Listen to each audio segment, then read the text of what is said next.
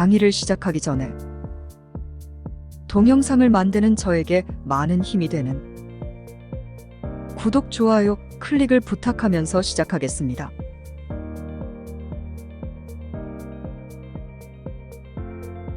지난 3부 2강에서는 12지 조견표라는 주제로 공부하였는데 수강해 보면 이해하기에 생소하고 어려운 용어가 많이 나와 꼼꼼히 책을 보고 대조 및 확인하면서 천천히 공부해야 따라올 수 있음을 감안하지만 세부 공부 내용은 오늘부터 계속 배우게 되므로 너무 걱정은 안 하셔도 됩니다. 혹시 공부하다가 의문사항이 있으면 저의 네이버 카페 한문파고다 사이트를 방문하여 관련 내용을 검색 및 참고하면서 공부하시면 도움이 되겠습니다.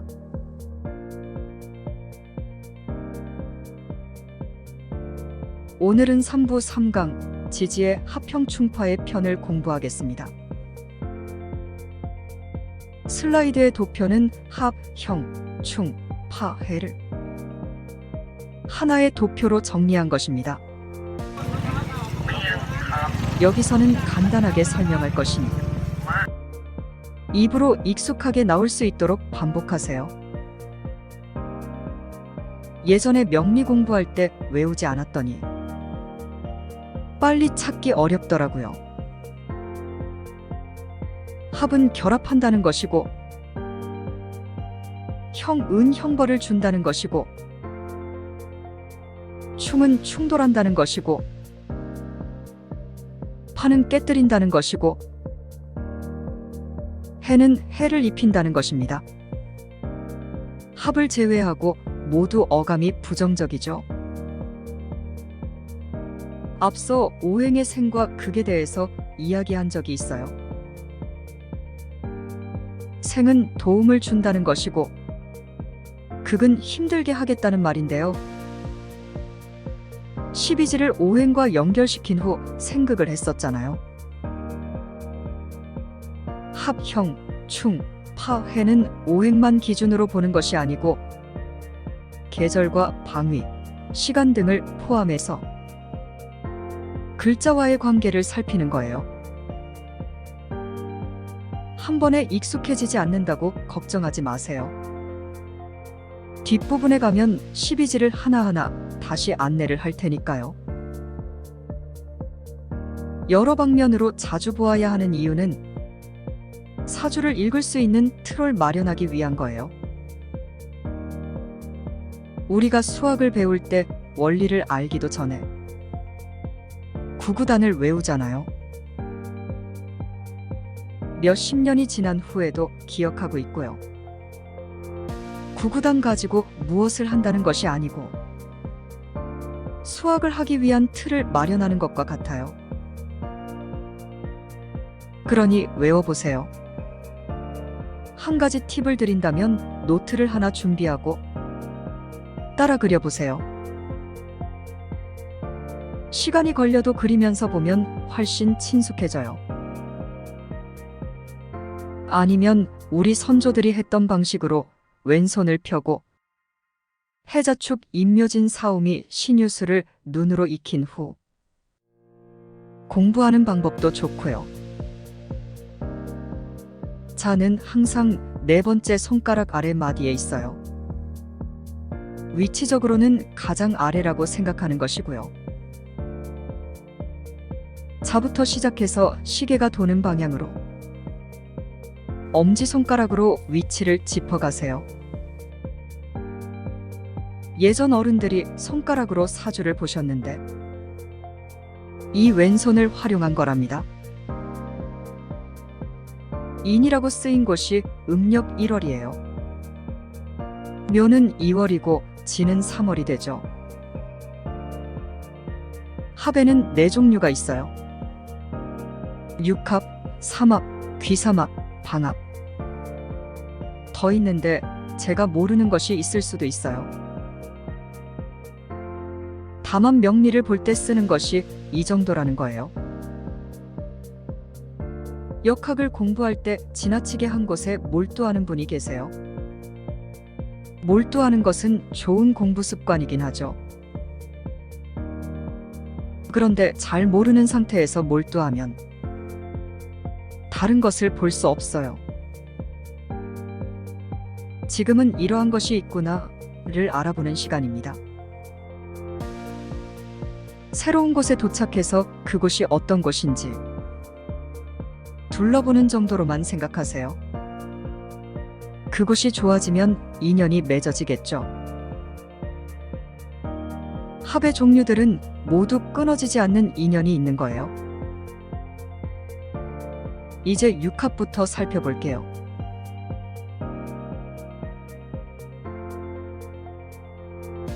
부부의 합 6합.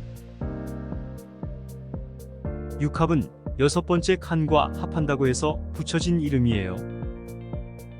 짝이 되어 매우 친한 경우지요. 양과 음이 합한 것이라서 사적이며 감정적입니다. 6합을 부부의 합이라고 하는데 정이 있다는 말이기도 하고요. 여러 가지 중에 제일 먼저 나온 것으로 보아 중요하고 강한 작용일 것 같죠? 맞아요. 그러니까 왼손을 펴고 배치시켜 가면서 외우세요. 6합이 생긴 모양은 12지가 있는데 가로로 합을 하고 있어요. 지구가 자전할 때 지축이 기울어져 있는 것처럼 6합의 모양도 그렇게 되어 있어요. 농구공의 무늬같이 생긴 것이 6합입니다. 자축합, 인해합, 묘술합, 진유합, 사신합, 오미합이며 입에 붙을 때까지 반복해서 외우세요. 참고로 그동안 제가 10간과 12지를 한 장으로 요약한 표를 보여드리니 저의 카페에 가서 다운도 받으시고 코팅하여 참고하세요. 자축합은 수와 토의 만남으로 토국수의 관계라 극합이 됩니다. 인해합은 목과 수의 만남으로 수생목을 하니 생합이 됩니다. 묘술합은 목과 토의 만남으로 목극토의 관계라 극합이 됩니다. 진유합은 토와 금의 만남으로 토생금을 하니 생합이 됩니다.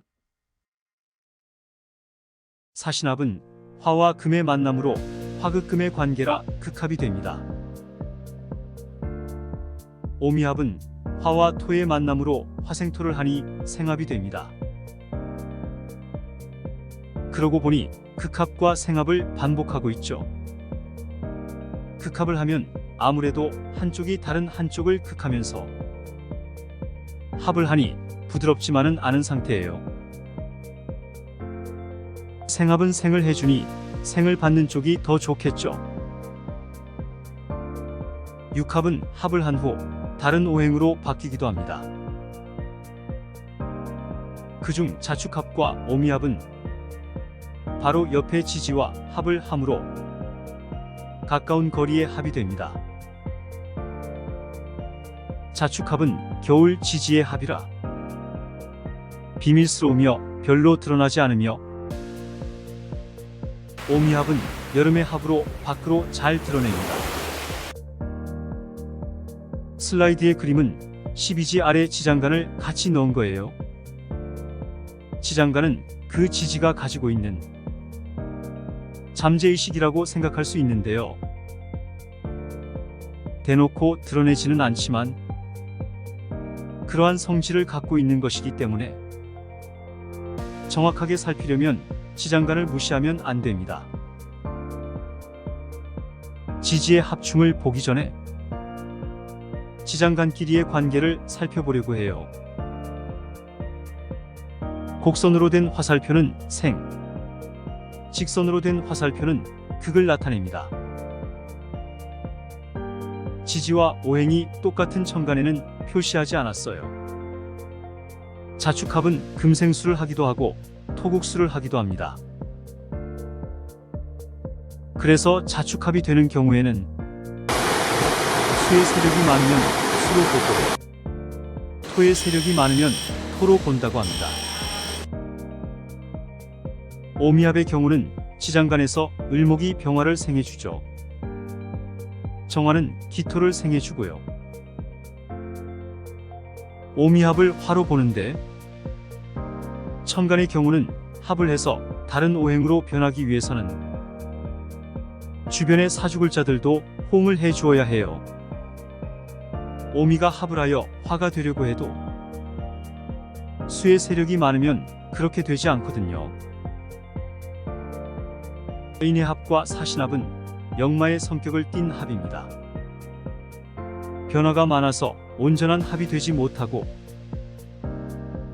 합을 한 후에 깨트리는 파가 오게 됩니다. 합 뒤에 파가 오면 관계가 좋았다가 깨지는 것이므로 결혼했다가 이혼하는 일도 생기게 됩니다. 협동을 해서 성과를 이룬 후에 분배를 위해 갈라서는 것에도 해당하고요. 인과 해의 지장간 안에서는 임수가 병화를 충하여 수극화가 일어나고 있네요. 하지만 지지로만 보면 수생목을 하면서 나무를 키우려는 성향을 가지고 있습니다. 나무를 키우려고 마음을 합하기는 하였지만 지장간에서 충을 하고 있기 때문에 계절이 바뀌어 가을, 겨울이 되면 파의 작용을 하게 되는 것입니다. 사와 신의 지장간 안에서도 임수가 병화를 충하여 수극화를 하고 있어요. 4월에는 꽃이 피고 장차 열매가 될 기틀이 자라납니다. 그리고 신월에 이르면 그 열매가 여물게 되고요. 언젠가는 결과가 나올 것을 기대하고 합을 하고는 있지만 계절이 바뀌어 가을이 되면 화의 작용을 하는데 열매는 꽃이 진 자리에서 각기 맺는 것이기 때문입니다. 묘술합과 진유합은 봄과 가을의 만남으로 멀리 떨어져 있어 반대되는 성격의 합이 됩니다. 묘술합을 먼저 보겠습니다. 겉으로는 목극토로 극합을 합니다. 지장간을 보면 신금이 갑, 을목을 극하고 갑, 을목은 무토를 극합니다. 그 사이에 갑, 을목은 정화를 생하고 있죠. 수월의 금기운은 나무를 멈추게 하고 나무는 무토에 깊이 뿌리를 박으며 화기운을 저장시키는 것입니다. 진유합은 겉으로는 토생금을 합니다. 지장간에서는 경, 신금이 을목을 극하면서 개수를 생하고 있습니다. 또 무토는 계속해서 경, 신금을 생하고 있고요. 결론적으로 말하면 토생금을 하고 나서 이 금은 자연스럽게 수를 생합니다. 금은 수를 생하는 힘이 강합니다. 그래서 진유합으로 인해 수까지 만들어지게 됩니다. 처음 들을 때는 어려워 보여도 그림을 그리면서 계절과 함께 생각을 해보면 이해가 되실 거예요.